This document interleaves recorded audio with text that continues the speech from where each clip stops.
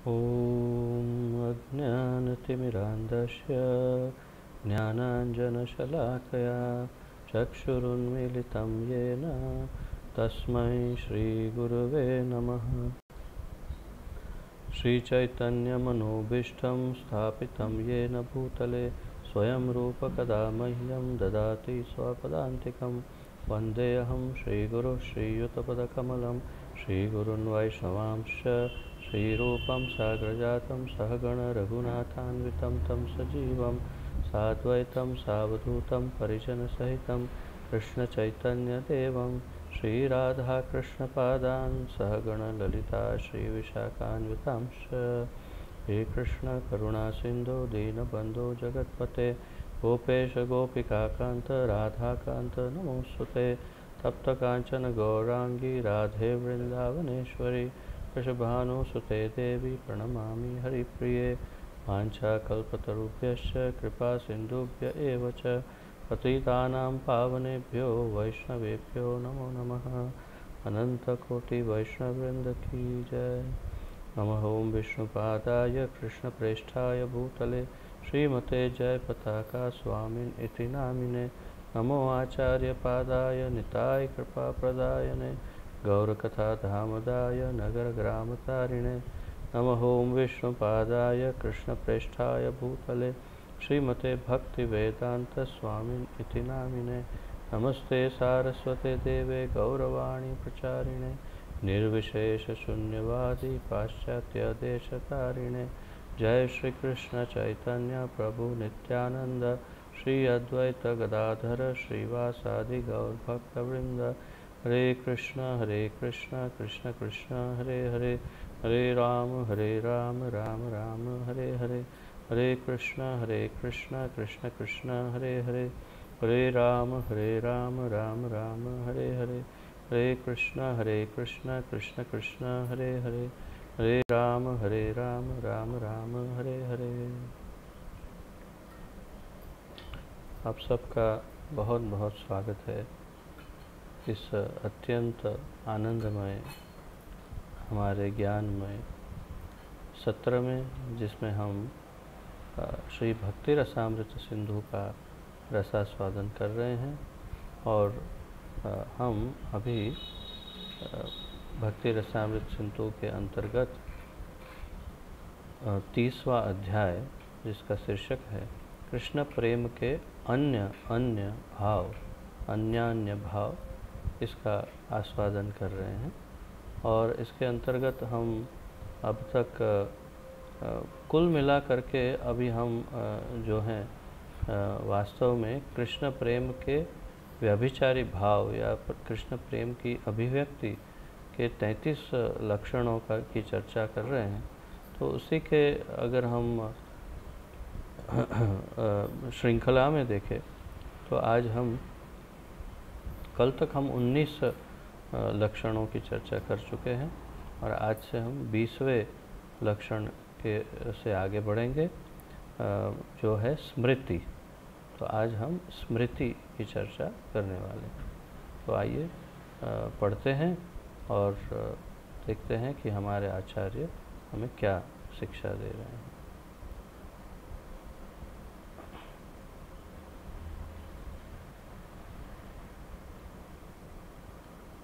स्मृति।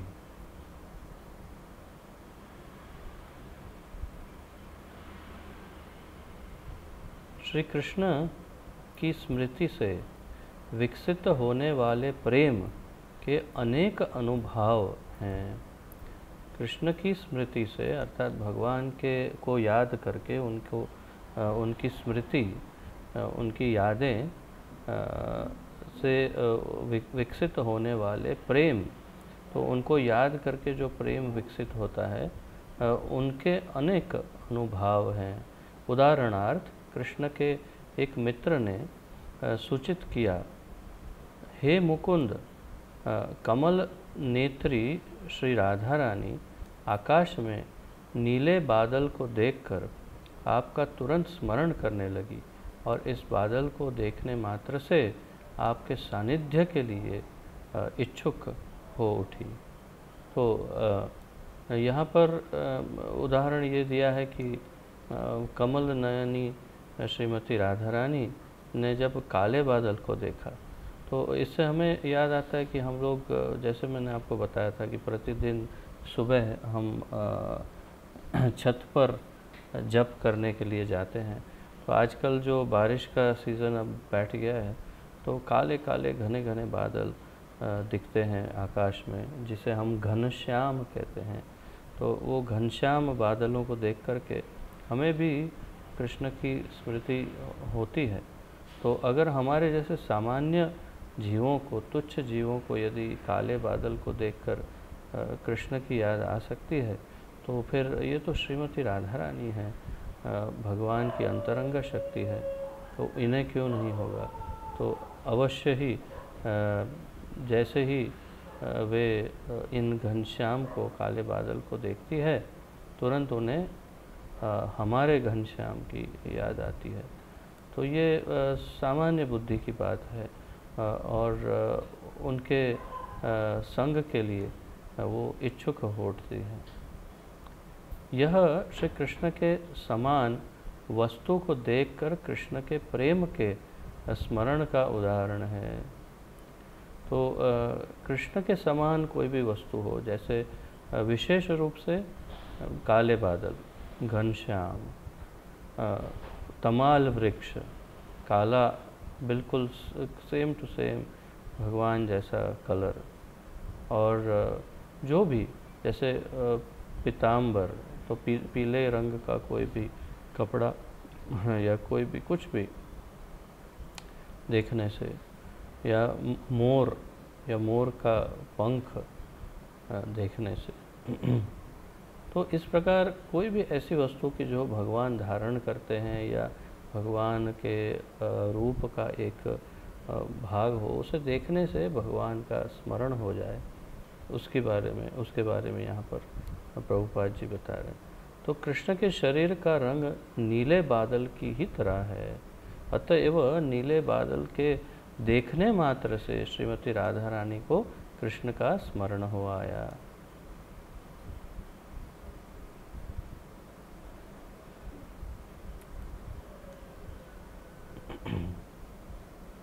एक भक्त कहने लगा कि जब वह अधिक ध्यान मग्न नहीं होता तो निरे पागलपन के कारण उसे अपने मन में कृष्ण के चरणारविंद का स्मरण हो आता। यह निरंतर अभ्यास के कारण स्मृति का उदाहरण है। तो स्मृति मतलब मेमोरी। तो स्मृति का और एक उदाहरण दिया है यहाँ पर कि एक भक्त है जो जब वो ध्यान मग्न नहीं होता, तो अर्थात कि जब ध्यान मग्न होता हो इससे विपरीत, तब तो वो भगवान का ही स्मरण करता है। परंतु जब वो ध्यान मग्न नहीं हो तो उसे अपने मन में कृष्ण के चरणारविंद का स्मरण हो आता है। तो इसके ऊपर थोड़ा विचार करने योग्य है ये घटना कि जो व्यक्ति ध्यान कर रहा है वो तो भगवान पे ध्यान लगा रहा है, परंतु जो ध्यान नहीं कर रहा उसको भगवान का स्मरण होता है। अर्थात कि वो इतना अधिक ध्यान करता है कि वो सदैव भगवान का ही स्मरण करता है, और जब नहीं ध्यान करता तो भी उससे भगवान का ही ध्यान होता है। उसका ये उदाहरण है स्मृति। तो हमारी मेमोरी का भी वैसे ही है। आपको ये सबको अनुभव होगा कि कभी कोई फिल्म का कोई गाना या कोई ऐसी कोई गाने की कोई कड़ी, अचानक कोई एडवर्टाइज, ऐसा कुछ यदि कहीं पर एकदम से सुन लिया तो फिर बड़ा मुश्किल हो जाता है। कभी वो दिमाग में ऐसा घुस जाता है कि हम सोचना कुछ चाहते हैं परंतु बार बार वही गाने की कड़ी दिमाग में घूमने लग जाती है। तो अगर एक सामान्य भौतिक जीवन में ऐसा हो सकता है तो जिसका हम अभ्यास करें उसका क्या होगा। तो हम जैसे हरे कृष्ण महामंत्र के जप का, कीर्तन का, प्रभुपाद के चैंटिंग मशीन के महामंत्र के उच्चारण का यदि हम अभ्यास करें, सतत हमारे सानिध्य में रखें, तो क्या होगा। तो स्वाभाविक है कि धीरे धीरे धीरे हमारे अंतःकरण में चला जाएगा।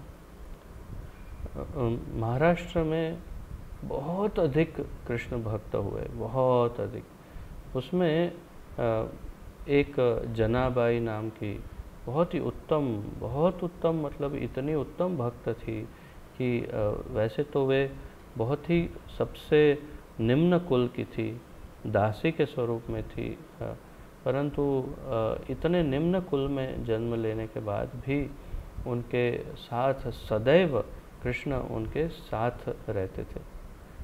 तो वे जो भी कार्य करती भगवान उनका साथ देते, साक्षात उनके साथ आकर के उनकी सहायता करते। जैसे अगर चक्की पीसना हो तो भगवान आके साथ देते, गैया चराने जाएगी तो साथ जाते भगवान, अगर घास काटना, अगर कुछ करना है तो उसमें साथ देते, कोई भी घर का कोई भी कार्य, बर्तन घिसना है तो भगवान साथ आ जाते। तो कोई भी कार्य करती वो तो भगवान उनके साथ रहते। इतनी उत्तम कोटि की भक्त थी श्री जनाबाई। तो जनाबाई का एक उदाहरण है उनके जीवनी में। एक बार जनाबाई जो है वो गाय के गोबर के जो हम सुखा करके उसके कुछ ये बनाते हैं ना, हाँ, तो उसके अलग अलग भाषा में अलग अलग बोलते हैं उसे। तो शानी बोलते हैं, छाना बोलते हैं, छाण बोलते हैं, जो भी है, गोबर, कंडे बोलते हैं, कंडे है ना। तो ऐसे अलग अलग भाषा में अलग अलग बोलते हैं, परंतु आप समझ गए। तो गोबर को सुखा करके जो उसके बनाए जाते हैं जिससे फिर जलाने में उपयुक्त रहते हैं, तो वो बनाए थे उसने। और वहाँ पर किसी और औरत ने भी अपने बनाए थे बगल में। और एक बार वहाँ पर महाराष्ट्र में संत ज्ञानेश्वर बड़े विख्यात थे। तो संत ज्ञानेश्वर ने इनकी महिमा सुनी थी, और संत कबीर ने भी इनकी बड़ी महिमा सुनी थी। तो एक बार संत ज्ञानेश्वर और संत कबीर दोनों मिल कर के उन्होंने सोचा कि आइए हम जनाबाई का दर्शन करके आते हैं, क्योंकि ऐसा सुना है कि भगवान तो नित्य इनके साथ रहते हैं। तो हमें तो कभी कभी दर्शन हो जाते हो, परंतु ये तो नित्य इनका साथ देते हैं। तो आइए एक बार दर्शन करके आते। तो दोनों गए, और उसी समय की बात है कि ये वो अपने जो भी शाना छानी जो भी है उसे सुखाए हुए थे, उसको लेने गई थी जनाबाई। तो ये दूसरी स्त्री भी आ गई उसी समय। उन्होंने कहा कि ये तो हमारे हैं, मेरे हैं, ये तो मैंने यहाँ लगाए। तो जनाबाई झगड़ा करने लगी, नहीं ये मेरे हैं, मैंने यहाँ लगाए, तुम झूठ मत बोलो, तुम झूठ बोल रही हो। स्वाभाविक है जनाबाई तो झूठ बोलेगी नहीं, परंतु वो स्त्री से झगड़ा कर रही थी।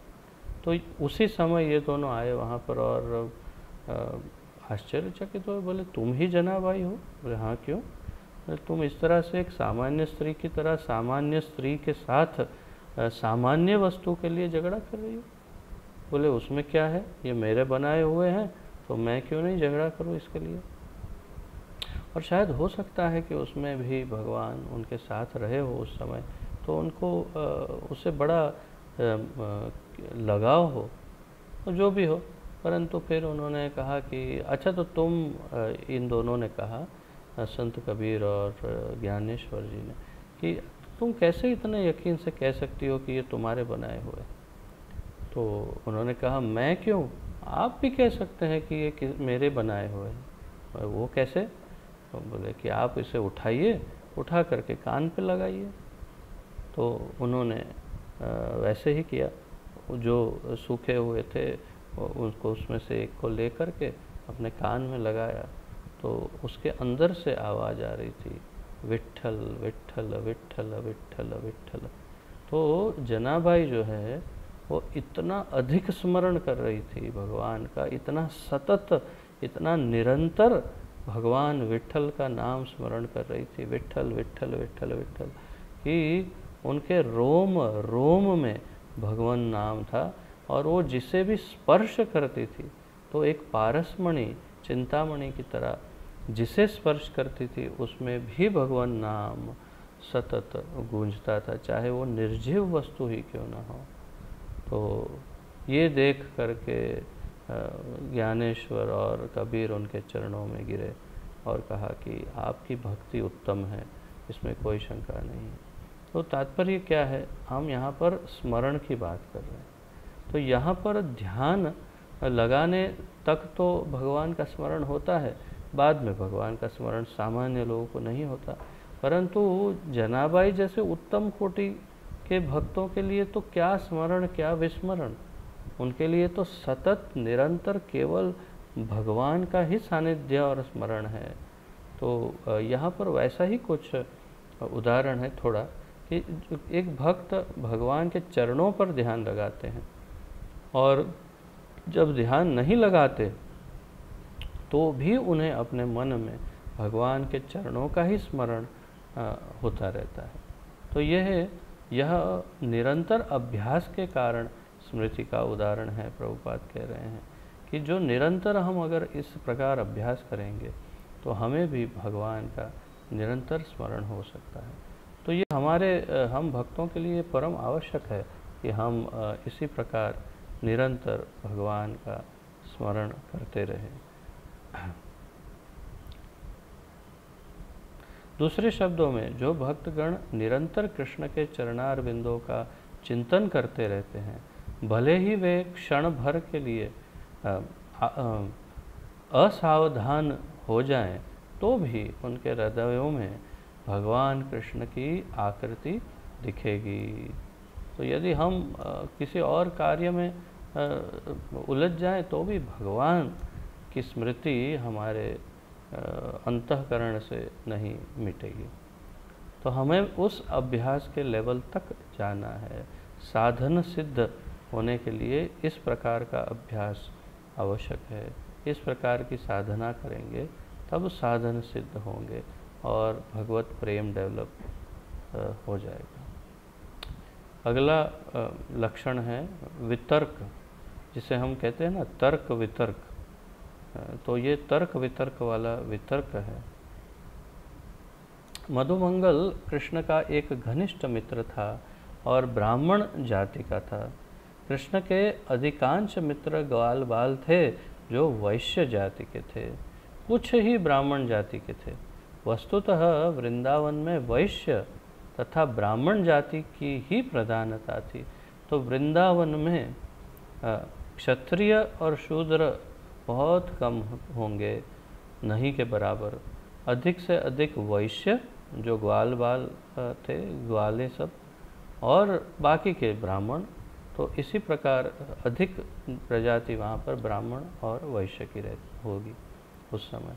यह मधुमंगल कृष्ण से एक दिन इस तरह बोले, हे मित्र, मैं देख रहा हूँ कि तुम जमीन पर गिरे हुए मोर पंखों से बेसुध हो, और इसी तरह तुम पर जो पुष्प मालाएं अर्पित की जाती है उनसे भी तुम बेखबर रहते हो।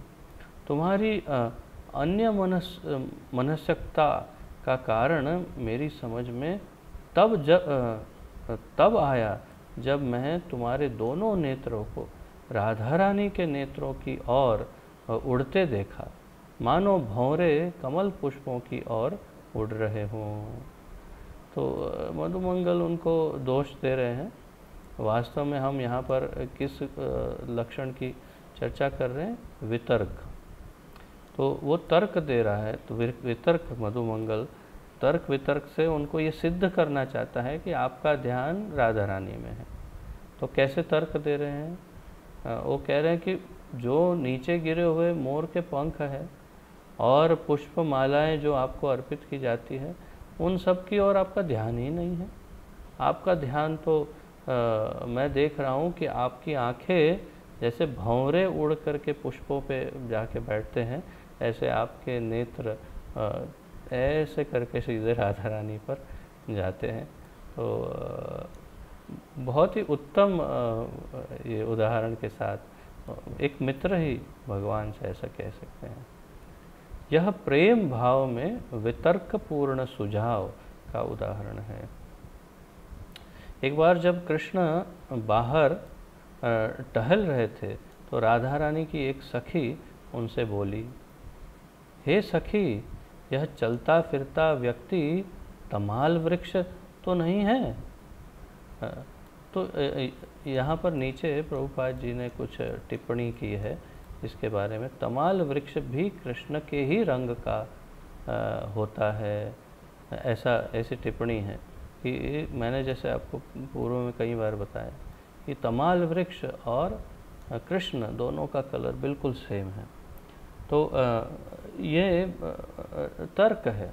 कैसे तर्क है? सखी क्या कहती है राधा रानी को कि ये कहीं चलता फिरता तमाल वृक्ष तो नहीं है यहाँ वहाँ पर। मतलब कृष्ण है ये कहने के बदले या तमाल वृक्ष को कृष्ण जैसा कहने के बदले कृष्ण को तमाल वृक्ष जैसा कह करके ये कह रही कि ये चलता फिरता तमाल वृक्ष दिख रहा है यहाँ पर। तो ये तर्क है।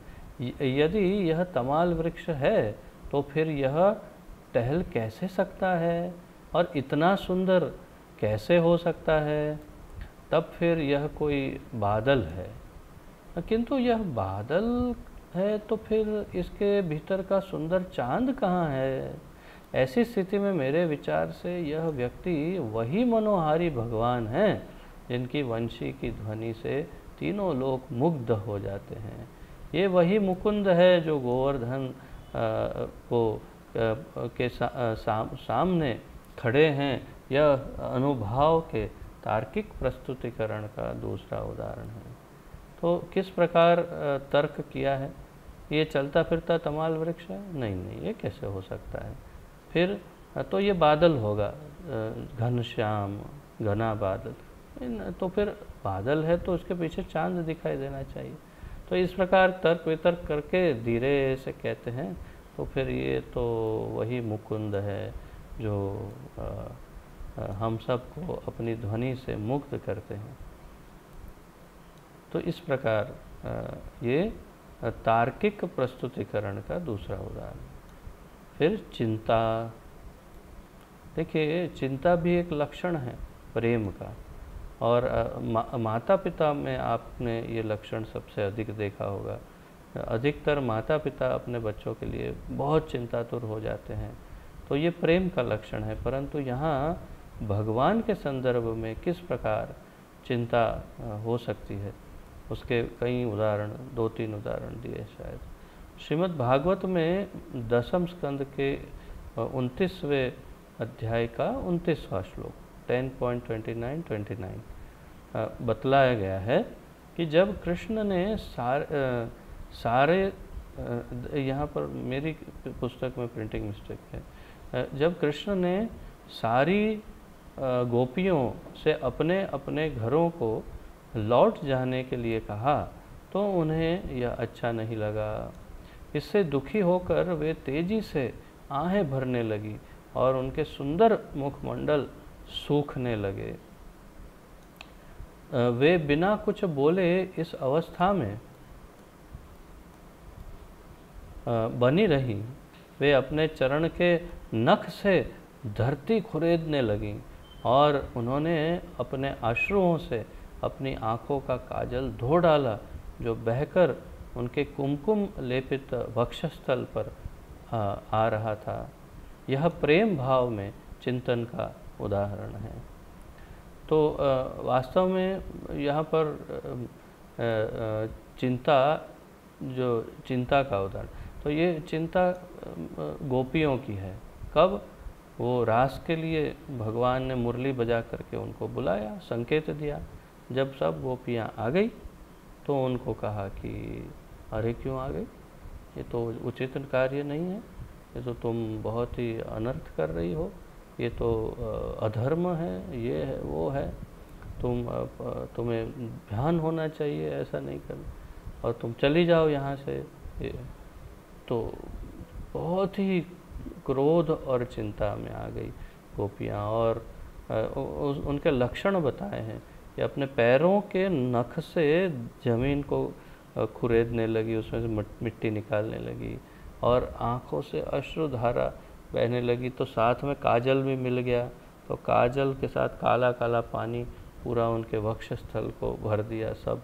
और कुमकुम लेपित, यहाँ पर जो अगर कुमकुम लगाते होंगे पहले के युग में, तो वो सब काला और लाल और सब मिल कर के पूरा अलग कलर बन गया होली के रंग की तरह।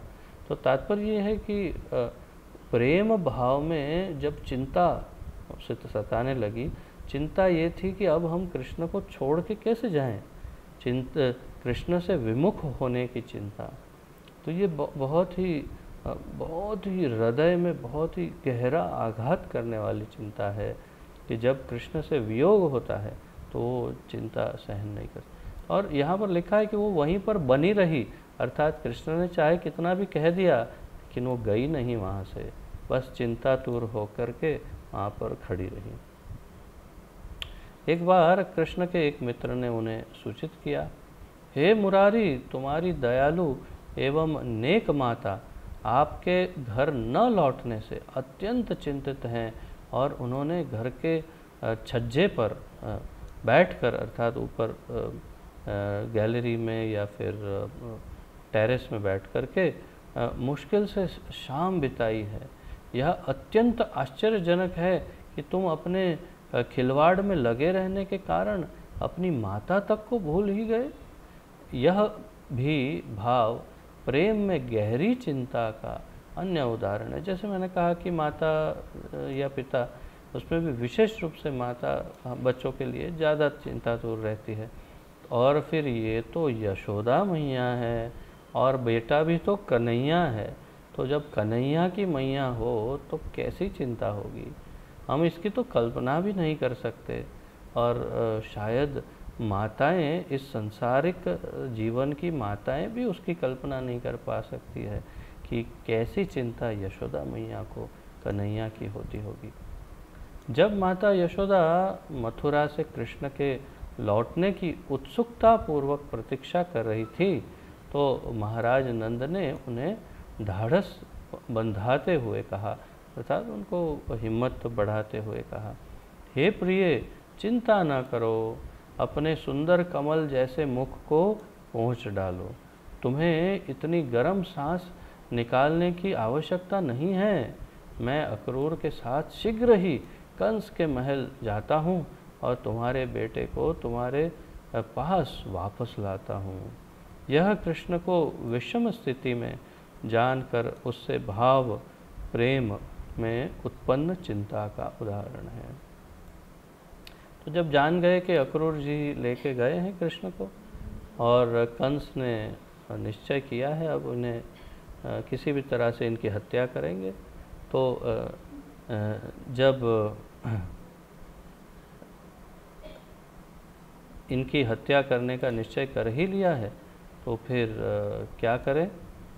तो उन्होंने सोचा कि अब हम भी वहाँ चलते हैं। नंद बाबा ने सोचा और उन्होंने कहा कि क्योंकि दोनों ही बहुत ही अधिक चिंता में थे, डूबे हुए, तो उन्होंने कहा कि चिंता मत करो, मैं स्वयं अक्रूर जी के साथ वहाँ पर चला जाता हूँ, अक्रूर जी के पीछे पीछे, और मैं देखूँगा कि तुम्हारा बेटा सही सलामत तुम्हारे पास वापस लेके आऊँगा मैं, तो तुम चिंता क्यों करती हो, चिंता मत करो। स्वयं ही बहुत अधिक चिंता में थे और उससे अधिक चिंता में यशोदा मैया थी, तो उन्हें वे सांत्वना दे रहे थे। तो तात्पर्य ये है कि ये वात्सल्य भाव में प्रेम की अत्यंत चिंता का ये उदाहरण है। स्वाभाविक है, आप पूरी कृष्ण लीला में जब तक कृष्ण मथुरा गए नहीं तब तक के सारी घटनाओं में देखिए, जितने असुर मारे सब में, लगभग सब में कालिया की घटना हुई, चाहे तृणावत हो, चाहे शक्टासुर, अगास, कुछ भी, सब में चिंता तो अवश्य करवाई यशोदा मैया को। तो अपने माता पिता को प्रेम के वशीभूत चिंता का ये बहुत उत्तम लक्षण है। परंतु इसमें सामान्य जीवन में और इसमें अंतर ये है कि सामान्य जीवन में माता पिता अपने बच्चों की चिंता करते हैं रहते हैं जो सामान्य जीव है, परंतु ये माता पिता पूरे जगत के स्वामी की चिंता करते हैं। तो ये भक्ति का लक्षण है वास्तव में। ये सामान्य प्रेम से इसकी तुलना नहीं की जा सकती। अब अगला लक्षण जो है वो है मति। तो मति अर्थात हम उसे उपयुक्त या योग्य बुद्धि को मति कह सकते हैं। तो योग्य बुद्धि का उपयोग जब हम कर रहे हैं या योग्य या उपयुक्त बुद्धि का उपयोग जब करें, वो भी कृष्ण प्रेम में, कृष्ण की सेवा में, तो उसे मति कहते हैं। पद्म पुराण के वैशाख महात्म्य खंड में एक भक्त कहता है कि यद्यपि 18 पुराणों में से कुछ में भगवान विष्णु की महिमा के गायन की विधि का उल्लेख नहीं है, प्रत्युत किसी देवता की महिमा का उल्लेख है, तो भी इस महिमा गान को कल्पों तक जारी रखना चाहिए। किंतु जब पुराणों का ठीक से अध्ययन किया जाता है तो पता चलता है कि अंततः विष्णु ही भगवान है। यह मति से विकसित अनुभाव का उदाहरण है। ये मति से विकसित अनुभाव का, तो ये मुझे तो बड़ा महत्वपूर्ण लगा ये। और आप लोग भी इस पर ध्यान दीजिए कि हम देखते हैं कि 18 पुराण, 108 उपनिषद, 4 वेद, फिर पुराणों के भी उसके ऊपर भी टीकाएं, भाष्य, ये वो क्या क्या नहीं लिखा गया है। परंतु अगर हम केवल 18 पुराण की बात करें तो 18 पुराण में से कुछ पुराण ऐसे भी हैं, जैसे शिव पुराण, देवी भागवत या पुराण जो भी कहते हैं उसे, या कुछ ऐसे भी हैं कि जिसमें कुछ अन्य देवी देवताओं के, जैसे शिव पुराण में स्वाभाविक है शिव जी की महिमा है। तो यहाँ पर इस भक्त ने बहुत ही उत्तम तर्क दिया हुआ है और बहुत ही उत्तम अपनी मति का उदाहरण दिया है कि कितनी अच्छी बुद्धि है उनकी, कि उन्हें समझ में आ रहा है कि वेद व्यास जी ने इनकी रचना की है ताकि सामान्य लोग उलझे रहें। परंतु बहुत उत्तम, देखिए फिर से पढ़ते हैं इसको, कितना अच्छा समझाया है कि एक भक्त कहते हैं कि यद्यपि 18 पुराण में से कुछ में भगवान विष्णु की महिमा का गायन की विधि का उल्लेख नहीं है, तो कुछ में नहीं है, उसका दूसरा अर्थ है कि अधिकतर पुराणों में भगवान विष्णु का ही या नारायण या कृष्ण का ही उल्लेख है, परंतु कुछ में नहीं है। तो क्या समझना चाहिए? तो इसमें किसी देवता की महिमा का उल्लेख है, तो भी इस महिमा गान को कल्पों तक जारी रखना चाहिए।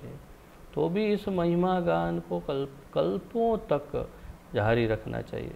किंतु जब पुराणों का ठीक से अध्ययन किया जाता है, तो जब सारे पुराणों का अध्ययन हो जाएगा, जब उसका सार समझ में आने लग जाएगा, तब पता चलेगा क्या, बहुनाम जन्म नामन्ते ज्ञानवान माम प्रपद्यते। बहुत जन्मों के बाद एक ज्ञानी को ये ज्ञान हो जाएगा, ज्ञान अर्जित करते करते करते, कि वासुदेव सर्वम इति स महात्मा सुदुर्लभः। तो उसे ये समझ में आएगा कि वासुदेव ही सर्व है, सब कुछ है, और ऐसे महात्मा दुर्लभ है। तो इसमें भी इसी दुर्लभता की बात की है कि किंतु जब पुराणों का ठीक से अध्ययन किया जाएगा, ज्ञान अर्जित किया जाएगा पुराणों का, तो पता चल जाता है कि अंततः विष्णु ही भगवान है।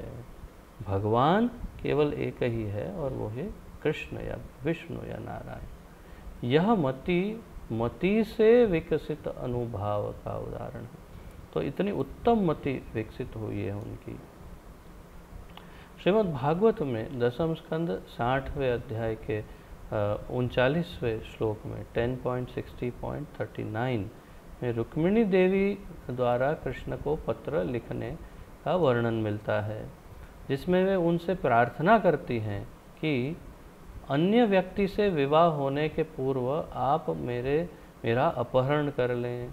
तो बहुत ही प्रचलित है ये रुक्मिणी देवी का, माता रुक्मिणी का पत्र भगवान को जो लिखा था, जिसके उपलक्ष्य में भगवान उनके अपहरण के लिए जाते हैं। कौंडिन्यपुर जो महाराष्ट्र में अमरावती के पास धामनगांव नामक जगह है, उससे थोड़ा और आगे जाने पर ये कौंडिन्यपुर है, जहाँ से ये रुक्मिणी हरण की घटना हुई थी। तो वो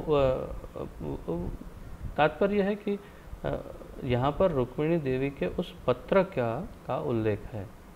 तो उसमें तर्क क्षमा कीजिए, इसमें मति कैसी मति है उसका यहाँ पर उदाहरण है कि वो कहती है अन्य व्यक्ति से विवाह होने के पूर्व आप मेरा अपहरण कर लें।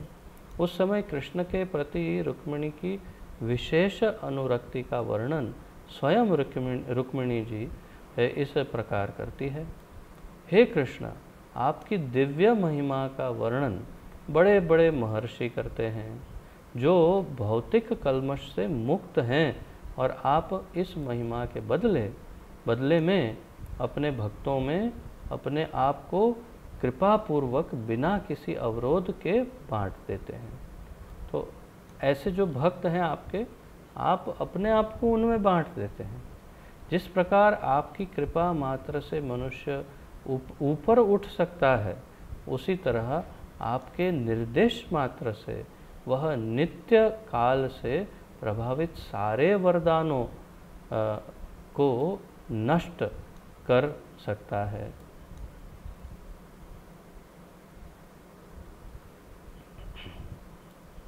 कर देता है। इसलिए मैंने ब्रह्मा तथा इंद्र जैसे पुरुषों को छोड़कर आपको पति रूप में चुना है, अन्यों को का तो कहना ही क्या।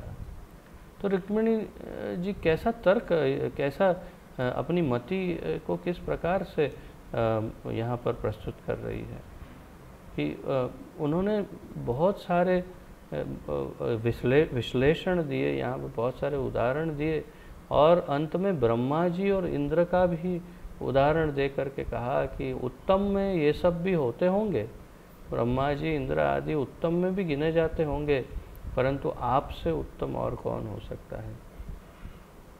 और आपको छोड़कर पति रूप में किसे मैं चुन सकती हूँ, और फिर सामान्य व्यक्तियों की तो क्या बात करूँ।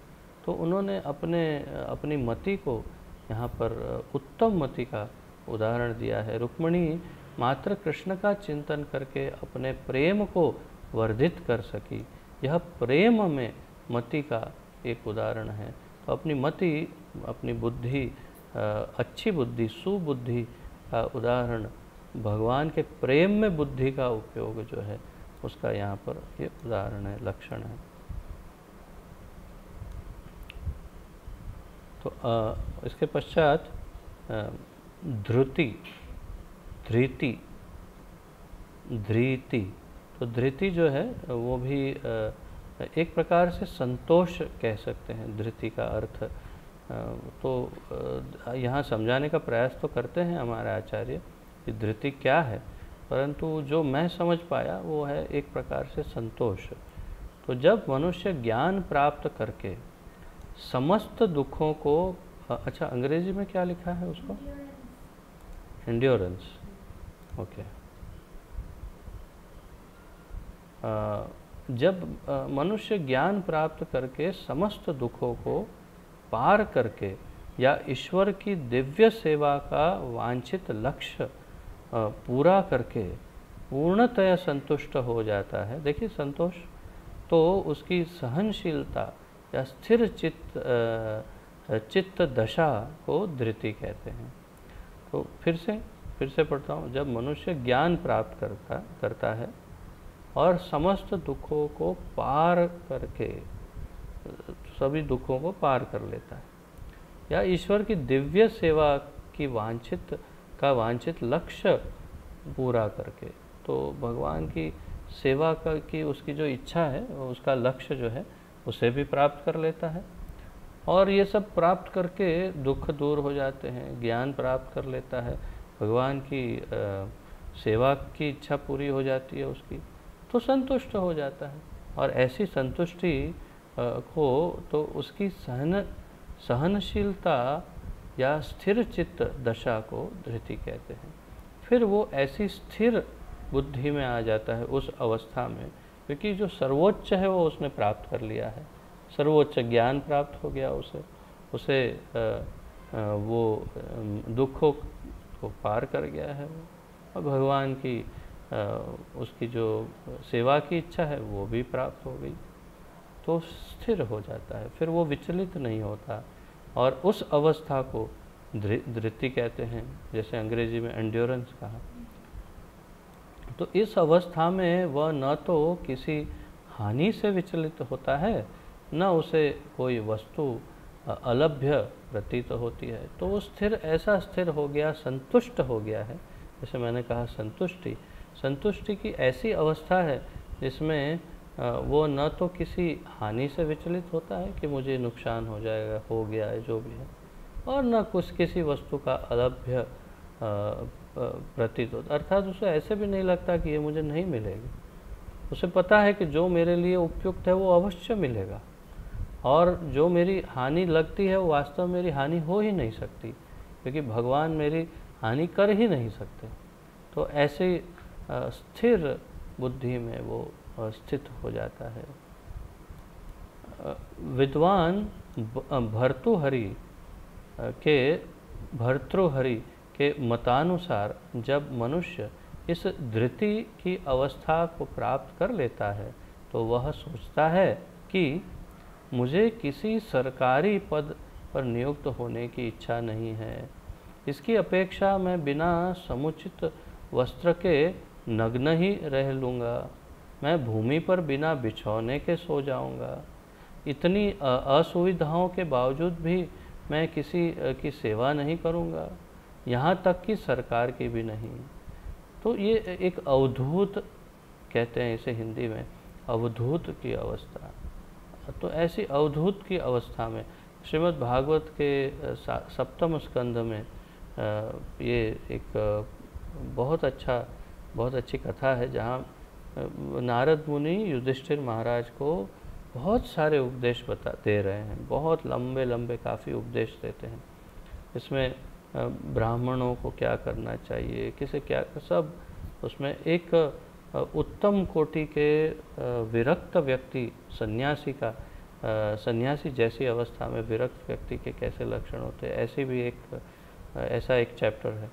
तो उसमें प्रहलाद महाराज एक ऐसे ही विरक्त व्यक्ति को मिलते हैं जो ज़मीन पर पड़ा हुआ है, अजगर की तरह, और बिल्कुल निष्क्रिय। तो उनसे जब प्रहलाद बातचीत करते हैं तो वे उन्हें जो भी बताते हैं लक्षण, वो ऐसे ही लक्षण हैं।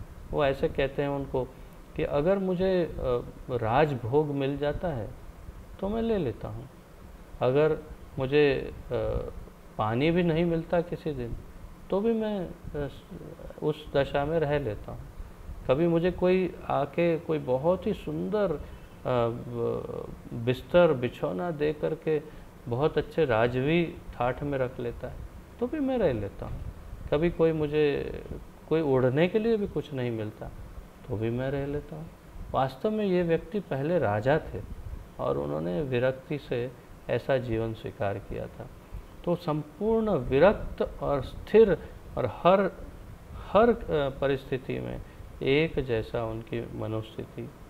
तो वास्तव में यहाँ पर ऐसी ही कुछ स्थिति की बात है। तो दूसरे शब्दों में जब किसी में भगवत प्रेम का उदय होता है तो वह देहात्म बुद्धि से परिगणित होने वाली किसी भी तरह की हानि को सह सकता है। तो जो भगवान में जिसका प्रेम हो गया हो, जिनका चित्त भगवान में हो, उनको अपनी देह आत्म बुद्धि, जो मैं है ये शरीर हूँ, इस बुद्धि से वो परे हो जाता है। उसे फिर इस शरीर को होने वाली हानि या लाभ से कोई भी परेशानी नहीं होती। तो मनुष्य जीवन का अंतिम लक्ष्य यही है कि वो इस मूर्खता वश अपने देह को स्व समझने की जो गलती कर रहा है उससे परे जा कर के भगवान में अपने चित्त को लगाए और ये समझे कि मैं करोड़ों देहों को बदल चुका हूँ और इस परिवर्तनशील देह में इस देह को भी छोड़ने ही वाला हूँ, और अगर मैं कर्मों में ही उलझा रहूँगा तो एक और देह लूँगा, एक और बार कष्ट भोगूँगा। इस जीवन काल में जितने कष्ट भोगे हो सकता है उससे अधिक या कम कष्ट भोगना पड़ेगा फिर से, और नए कर्म बनाऊँगा और फिर वापस आना पड़ सकता है। तो जो बुद्धिशाली व्यक्ति है, बुद्धिशाली मनुष्य है, वो इस देहात्म बुद्धि से ऊपर उठने के लिए भरसक प्रयास करता है। तीव्रेण भक्ति योगेन, तीव्र भक्ति योग से अपने चित्त को भगवान के चरण कमल में स्थापित करता है और संपूर्ण श्रद्धा डेवलप करता है, विकसित करता है। संपूर्ण श्रद्धा कि अवश्य रक्षिबे कृष्ण, विश्वास पालन, अवश्य रक्षिबे कृष्ण रक्षा करेंगे, उनके पास और क्या कार्य है। योगक्षेमम वहाम्यम बोल तो रहे हैं, तो वो योगक्षेम का वहन करेंगे। अब तक किया है तो आगे भी करेंगे। मैं कब तक करता रहूँगा? मैं तो करता ही नहीं, करते तो वो ही है। फिर भी हूँ करूँ एज अज्ञानता, शकटनो भार जैम श्वान ताणे। तो हमारे नरसिंह मेहता कहते हैं गुजरात में कि एक बैलगाड़ी के नीचे एक कुत्ता चल रहा है और गाड़ी की स्पीड से चल रहा है, और अचानक सोचने लगता है अरे मैं चल रहा हूँ और ये गाड़ी चल रही है, क्या बात है भाई, मैं अगर रुक जाऊँगा तो गाड़ी रुक जाएगी, और इतनी बड़ी बैलगाड़ी का वज़न मैं उठा रहा हूँ। शकट नो भार जैम श्वान ताणे, जैसे एक कुत्ता इस शकट, इस बैलगाड़ी का भार वहन कर रहा है, और कभी अचानक बैल रुक गए तो वो आगे निकल जाता है, तो उसकी बुद्धि खुलती है। तो इस जीव का उसी के भांति, एक श्वान की भांति ही दशा होती है।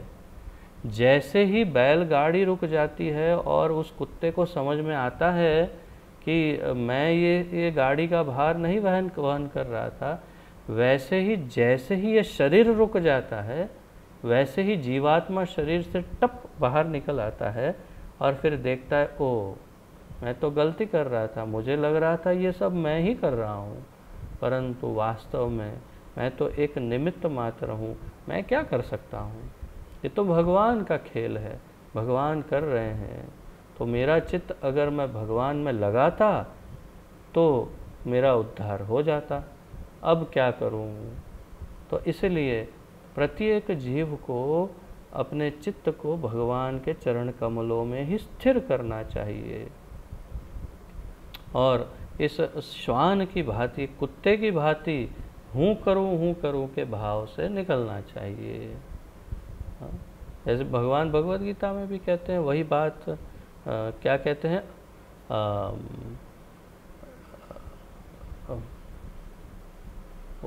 श्लोक में कहते हैं जो मैं करता हूँ, what is that shloka Gaurang, वो कौन सा श्लोक है इसमें कहते हैं कि मैं ही करता हूँ सब कुछ।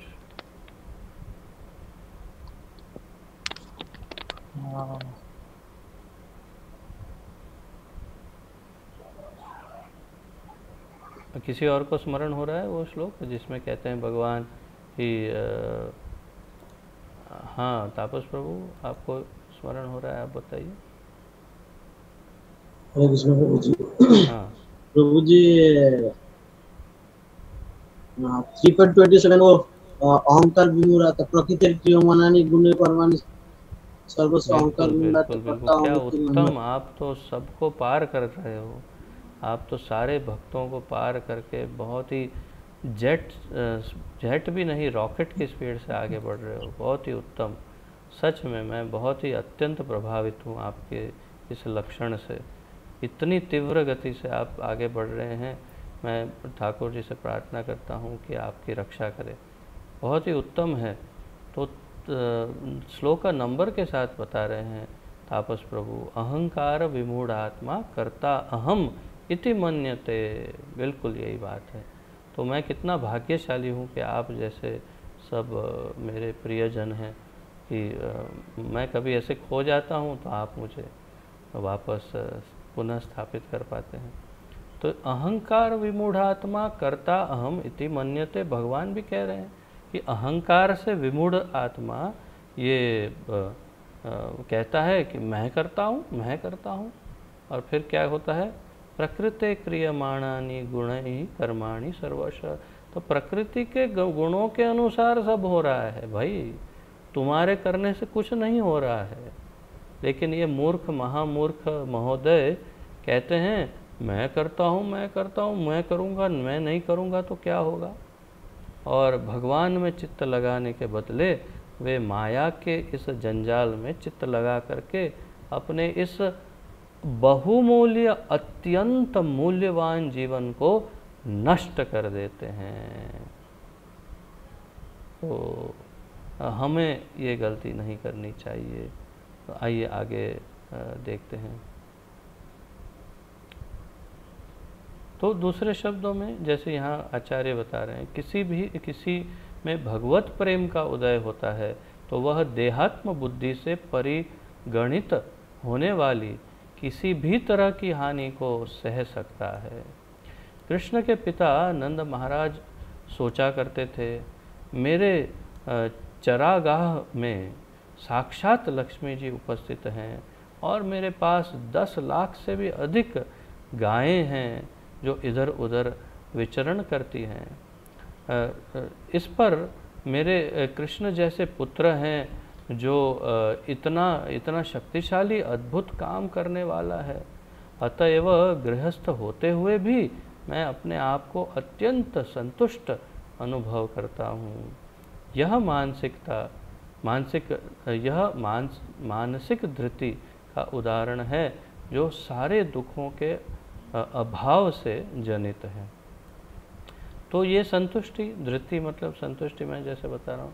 तो कौन नंद महाराज से अधिक और कौन संतुष्ट हो सकता है? जिनके पुत्र ही कृष्ण हो, उनको क्या किस बात की कमी, धन की ना कमी है, ना उन्हें मान सम्मान की कमी है, ना पुत्र इतने उत्तम मिले हैं जो सर्वोत्तम पुत्र हैं, जो सर्वशक्तिमान है। अब उनको क्या चिंता है? तो उन्हें कोई चिंता नहीं है। इसलिए संतुष्टि, संपूर्ण संतुष्टि, तो ये संतुष्टि से धृति।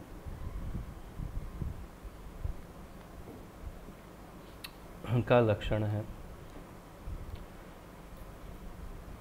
एक अन्य उदाहरण है जिसमें भक्त कहता है, मैं भगवान के लीलामृत सागर में सदैव तैरता रहता हूँ। फलतः मुझे धर्म, अर्थ, काम या मोक्ष के प्रति कोई आकर्षण नहीं रहा। तो ये बहुत उत्तम है। भक्त का यही होना चाहिए कि उसे धर्म, अर्थ, काम, मोक्ष के इन्हें 4 पुरुषार्थ कहते हैं। तो ये चारों पुरुषार्थ से उसे विमुख हो जाना चाहिए भक्त को। और पंचम पुरुषार्थ कृष्ण भक्ति में उसका मन स्थिर होना चाहिए। तो यही हो रहा है इस भक्त के साथ। मैं भगवान के लीलामृत सागर में सदैव तरता रहता हूँ। तो उससे क्या हुआ? धर्म, अर्थ, काम या मोक्ष के प्रति कोई आकर्षण नहीं रहा।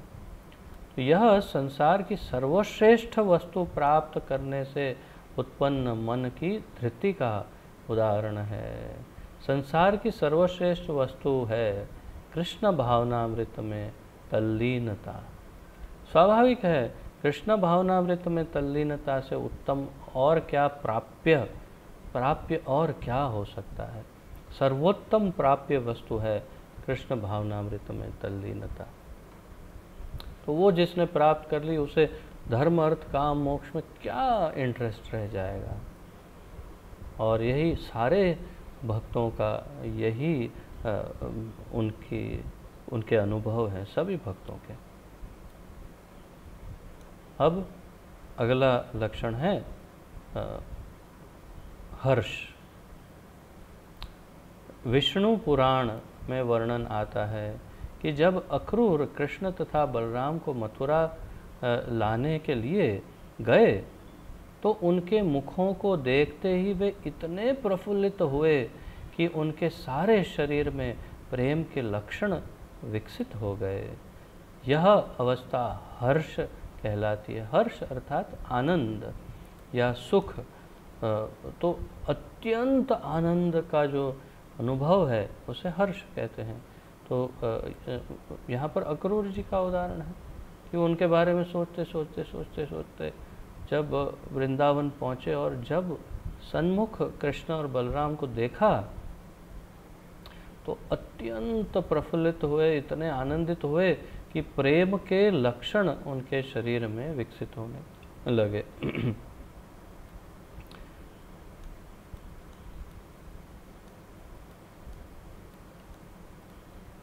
श्रीमद् भागवत के 10वें स्कंद के 33वें अध्याय के 11वें श्लोक में 10.33.11 में कहा गया है कि रास नृत्य में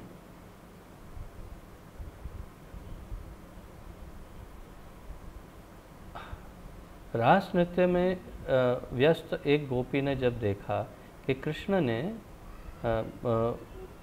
उनका हाथ उसके कंधे पर रखा है तो इतनी, देखिए गोपियाँ, कृष्ण जो है काफ़ी छोटी आयु के, करीब 8-9-10 साल के आयु के, और गोपियाँ जो हैं बड़ी वयस्क हैं, बहुत ही जिनके अपने बच्चे हैं इस तरह।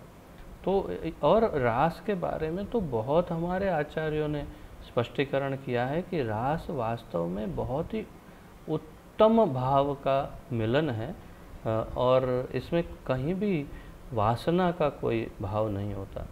तो हम क्योंकि हमारी इंद्रियां इतनी दूषित हैं कि हम किसी भी वस्तु में वासना या काम का भाव देखने लगते हैं, परंतु ये उससे बिल्कुल विपरीत है। इसलिए अपने भाव को शुद्ध करके इसे सोचना चाहिए।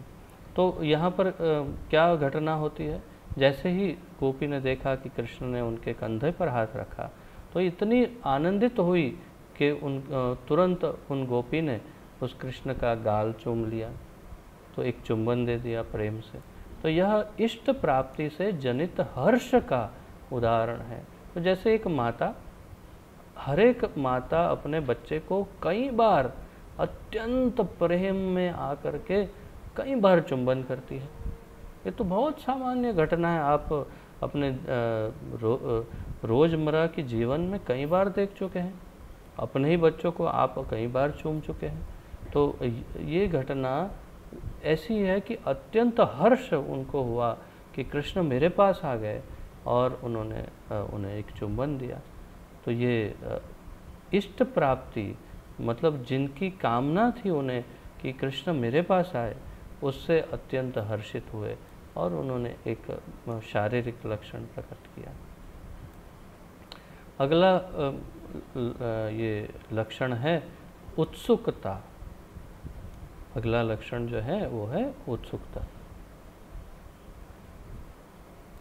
श्रीमद् भागवत में 10वें स्कंद के 71वें अध्याय में 33वां श्लोक है 10.71.33 कहा गया है, जब कृष्ण पहली बार अपने राज्य द्वारिका से इंद्रप्रस्थ यानी दिल्ली, जो आज दिल्ली है, इंद्रप्रस्थ आए तो उस नगर की सारी युवतियाँ उनके दर्शन के लिए इतनी उत्सुक हो उठी कि वे रात में अपने घर में अपने परिवार के साथ रहने के बजाय, आप देख सकते हैं मैं कुछ परिवर्तन यहाँ कर रहा हूँ, तो वे उसके बावजूद अपनी उत्सुकता नहीं रोक पाई। यद्यपि वे ठीक से वस्त्र नहीं पहनी थी, उनके बाल खुले थे, उनके अनेक गृह कार्य बाकी थे करने, फिर भी वे सब कुछ त्याग कर कृष्ण का दर्शन करने के लिए सड़क पर निकल आई। अब से यहाँ बहुत बड़ी बात है ये कि स्त्रियाँ सड़क पर निकल आई। वो ज़माना, वो एक ऐसा समय था जब स्त्रियां सड़क पर नहीं निकलती थी इस प्रकार, और वो भी इस प्रकार तो कभी नहीं, किसी भी अवस्था में नहीं। जब उनके बाल खुले हों, जब वस्त्र ठीक से ना पहने हो, जब घर के काम काज बाकी हो, सब छोड़ करके निकल जाए तो समझ में आता था कि वो स्त्री अपना मानसिक संतुलन खो बैठी है, ऐसा माना जाता। तो ऐसी अवस्था में वो अपना सब कुछ छोड़कर, अपने पतियों को छोड़ करके कृष्ण के दर्शन करने इंद्रप्रस्थ की स्त्रियां, अर्थात नई दिल्ली की स्त्रियां जो है सड़क पर निकल आई। तो ये द्वारिका की स्त्रियां नहीं हैं, ये मथुरा की नहीं है, वृंदावन की नहीं है, ये दिल्ली की इंद्रप्रस्थ की स्त्रियां हैं जो इतने समय से कृष्ण के बारे में सुनते सुनते अपने हृदय में उन्होंने कृष्ण को बसा लिया है। तो केवल श्रवण से कृष्ण से इतना प्रेम कर चुकी है वो कि जब सुना कि कृष्ण साक्षात आ रहे हैं तो अपने आप को रोक नहीं पाई, सुध बुध खो दी और सड़क पर भागी। तो यह प्रेम में उत्सुकता का उदाहरण है। श्री रघुनाथ दास गोस्वामी अपनी पुस्तक स्तवनावली, क्षमा कीजिए, स्तवावली लिखा है परंतु मुझे थोड़ा डाउट है इसमें, स्तवनावली होना चाहिए, यहाँ मेरी बुक में गलती है। स्तवनावली में उन राधा रानी से कृपा की याचना करते हैं जो कृष्ण की वंशी की ध्वनि सुनकर इतनी मुग्ध हो गई थी कि वे तुरंत वृंदावन के वासियों से कृष्ण का पता पूछने लगी। तो इतना भाव विभोर हो गई कि वो केवल वंशी की धुन सुन के सबसे पूछने लगी कृष्ण कहाँ है। कृष्ण के प्रथम दर्शन पर वे प्रेम एवं हर्ष से इतनी पूरित हो गई थी कि वे अपने कान खुजलाने लगी। अब हमें आश्चर्य होगा ये क्या लक्षण है, परंतु ये शारीरिक लक्षण है कि वो अपने कानों को खुजलाने लगी।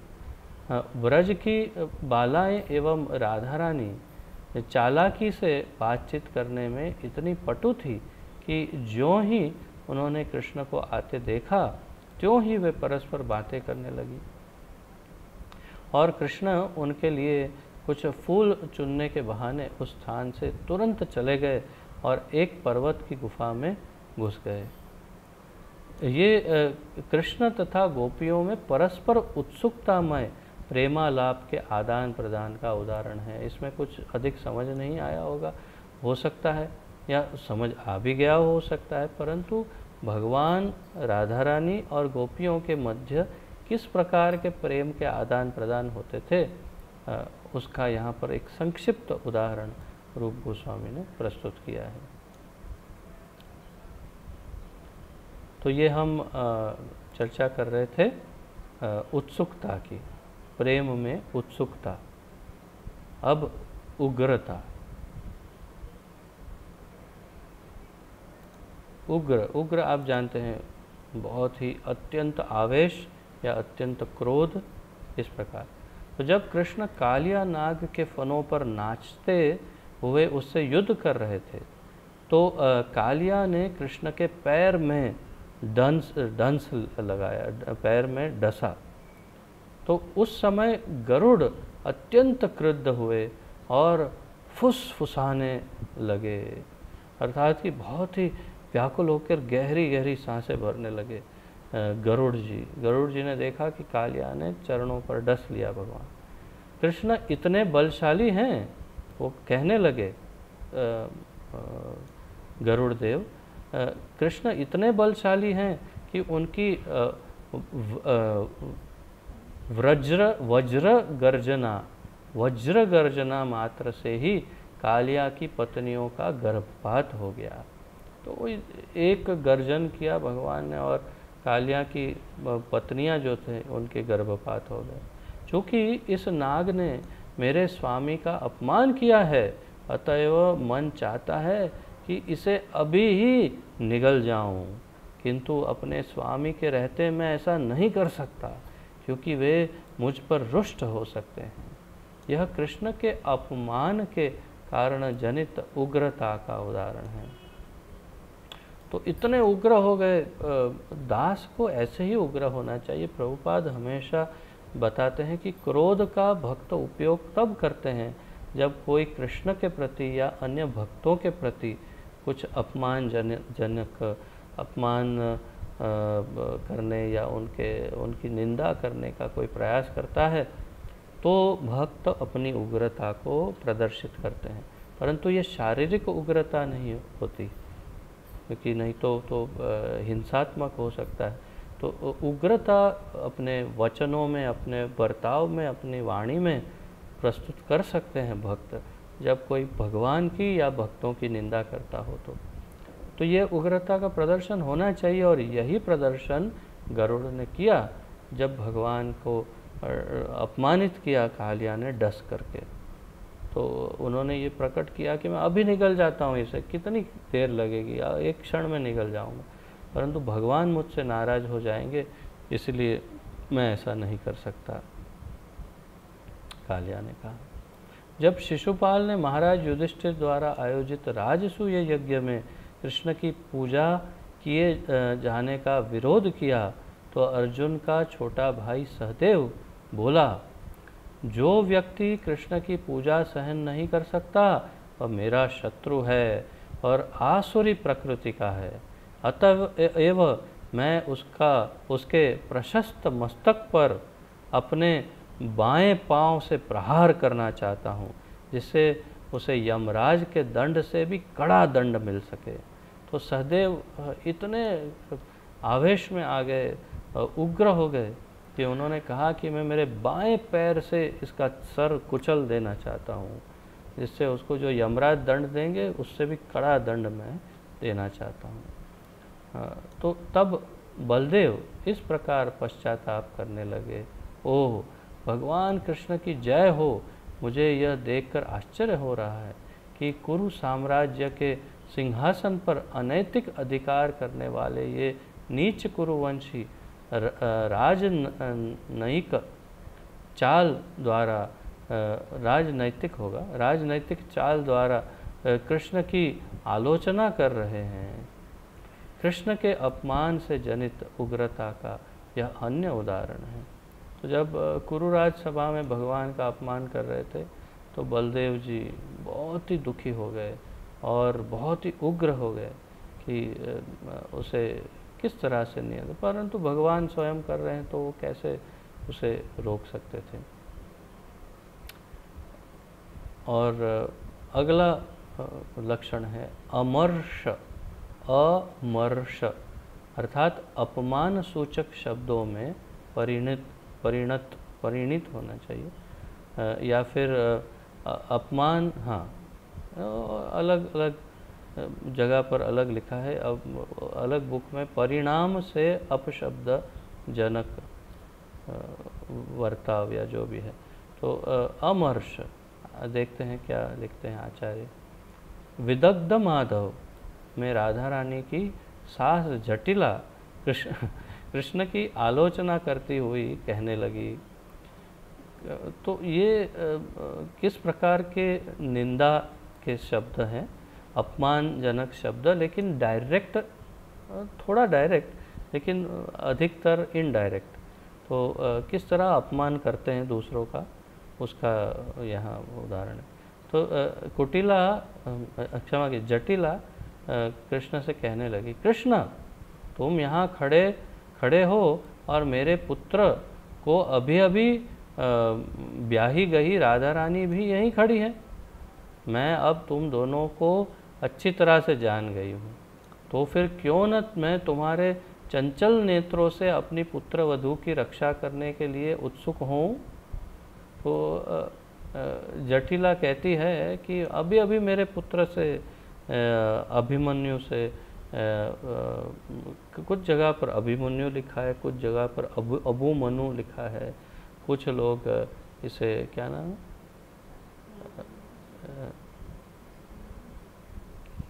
क्या नाम बताया उसमें,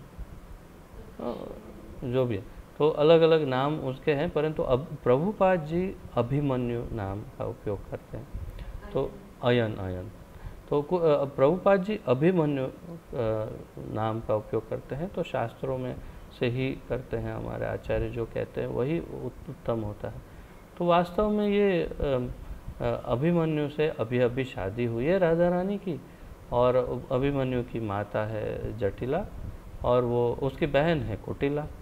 तो जटिला कहती है कि मैं तुम दोनों को अब अच्छी तरह से जानती हूँ कि तुम दोनों क्या करते रहते हो, और तुम्हारे जो नेत्र हैं वो हमेशा मेरी बहू को ताकते रहते हैं, उनके ऊपर ही दृष्टि रहती है तुम्हारे नेत्रों की। तो क्यों मैं तुम्हारी इस दूरदृष्टि कुदृष्टि से मैं अपनी पुत्र वधू की रक्षा करूं, बहू की रक्षा करूं। अभी तो मेरे बेटे से राधा रानी की शादी हुई है। तो ये कृष्ण की अप्रत्यक्ष रूप से आलोचना से भरे अपमान सूचक शब्द हैं। अप्रत्यक्ष रूप से उनकी निंदा कर रही है कृष्ण की। ऐसे तो दे ही रही है थोड़ी बहुत, लेकिन डायरेक्ट गाली नहीं दे रही है, अपमान सूचक शब्द का उपयोग कर रही है कि भाई हाँ, तुम्हारी दृष्टि से मैं मेरी बहू की रक्षा करूँगी। इस प्रकार एक बार कुछ गोपियाँ कृष्ण को इन अपमान सूचक शब्दों से संबोधित करने लगी। हे कृष्ण, तुम पक्के चोर हो, अतएव इस स्थान से तुरंत चले जाओ। हम जानती हैं कि तुम चंद्रावली को हमसे अधिक प्यार करते हो, किंतु हमारे सामने उसकी प्रशंसा करने से कोई लाभ नहीं होगा। तो भगवान की आदत थी जलाने के लिए इस पक्ष के गुण उसमें, उसके गुणगान इसमें करते, तो पक्ष जलते रहते और कृष्ण से अधिक प्रेम करते। विशेष रूप से राधा रानी का जो पक्ष है वो जलने वाला, रूठने वाला, गुस्सा करने वाला, उनके ऊपर प्रशासन अनुशासन करने वाला, ऐसा पक्ष है राधा रानी वाला पक्ष। और चंद्रावली वाला पक्ष जो है बड़ा विनम्र पक्ष है, तो भगवान की बहुत ही विनम्रता पूर्वक उनकी सेवा करने वाला ऐसा पक्ष। तो चंद्रावली का गुणगान राधा रानी के ग्रुप में भगवान करते हैं उनको जलाने के लिए, तो इसीलिए यहाँ पर वही किया होगा उन्होंने। तो ये गोपियाँ कहती हैं हमारे सामने उसकी प्रशंसा करने से कोई लाभ नहीं होगा, कृपया इस स्थान पर राधा रानी के नाम को कलंकित ना करो, यहाँ से जाओ, यहाँ पर राधा रानी का नाम खराब मत करो, यहाँ से तुम जाओ, तुम चोर हो पक्के। यह भी प्रेम में कृष्ण के लिए कहे गए अपमान सूचक शब्दों का उदाहरण है। ये प्रेम में कृष्ण को अपमानजनक शब्द कहे हैं। श्रीमद् भागवत के 10वें स्कंद के 31वें अध्याय का 13वां श्लोक है, 16वां श्लोक है 10.31.16। एक अन्य कथन है, जब सारी गोपिकाएं वृंदावन के जंगल में कृष्ण को मिलने के लिए अपने अपने घरों से आ गई थी, ये वही रास के समय की बात है, तो कृष्ण ने उन्हें अस्वीकार करते हुए कुछ उपदेश देकर घर वापस जाने को कहा। तो यही हम घटना अभी कुछ समय पहले भी देखे, जिसमें चिंता के अंतर्गत हमने देखा था। तो उस समय गोपियाँ बोली, तो पहले तो चिंता में आई, फिर कृष्ण को बोलने लगी, हे कृष्ण, तुमसे दूर रहने पर अतीव कष्ट होता है और तुम्हारे दर्शन से अतीव खुशी मिलती है। इसलिए हम सबों ने अपने पतियों, संबंधियों, भाइयों तथा मित्रों को छोड़ दिया है। हम तुम्हारी दिव्य वंशी की ध्वनि से मुग्ध होकर तुम्हारे पास आई हैं। हे अच्युत, हमारे आने का इतना ही कारण है जो तुम्हें पता होना चाहिए। तो हमारा आने का कारण केवल तुम्हारी वंशी से हम आकर्षित होकर आ गई हैं। सीधे शब्दों में हम कहती हैं कि हम यहाँ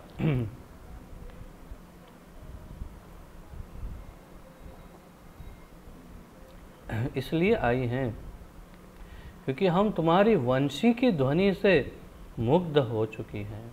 हम सभी सुंदरियां हैं और तुम इतने मूर्ख हो कि हमारी संगति को ठुकरा रहे हो। हमें तुम्हारे अतिरिक्त कोई ऐसा पुरुष ज्ञात नहीं ज्ञात नहीं है जो इस निपट रात्रि में सुंदरियों के साथ रमण करने के इस सुअवसर को हाथ से जाने दे। यह प्रेम में कृष्ण के विरुद्ध अप्रत्यक्ष अपमान का अन्य उदाहरण है। तो कृष्ण प्रेम में अप्रत्यक्ष कृष्ण का अपमान करने का उदाहरण है। क्यों अप्रत्यक्ष? क्योंकि यहाँ पर ये शब्द का इस्तेमाल किया है।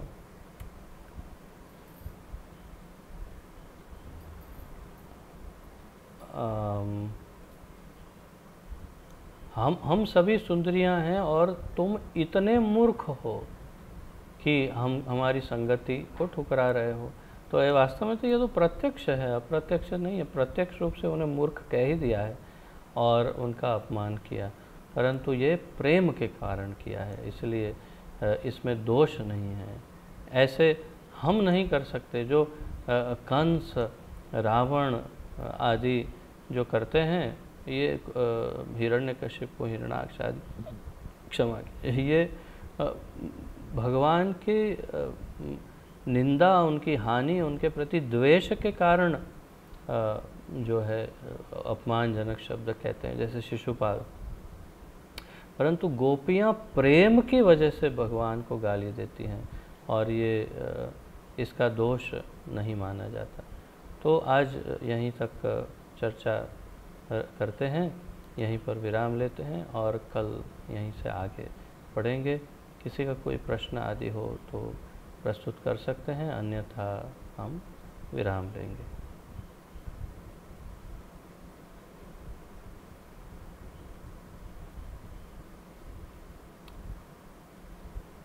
तो आप सबका बहुत बहुत धन्यवाद। और आइए हम विनम्रतापूर्वक प्रणाम निवेदन करते हैं। श्री भक्ति रसामृत सिंधु की जय। श्रील रूप गोस्वामी प्रभुपाद की जय। पतित पावन अभय चरणारविंद भक्ति वेदांत स्वामी श्रील प्रभुपाद की जय। पतित पावन गुरु महाराज की जय। आप सब भक्तों की जय हो। निताय गौर प्रेमानंदे। हरि हरि बोल। हरे कृष्ण। आप सबको कोटि कोटि प्रणाम। धन्यवाद।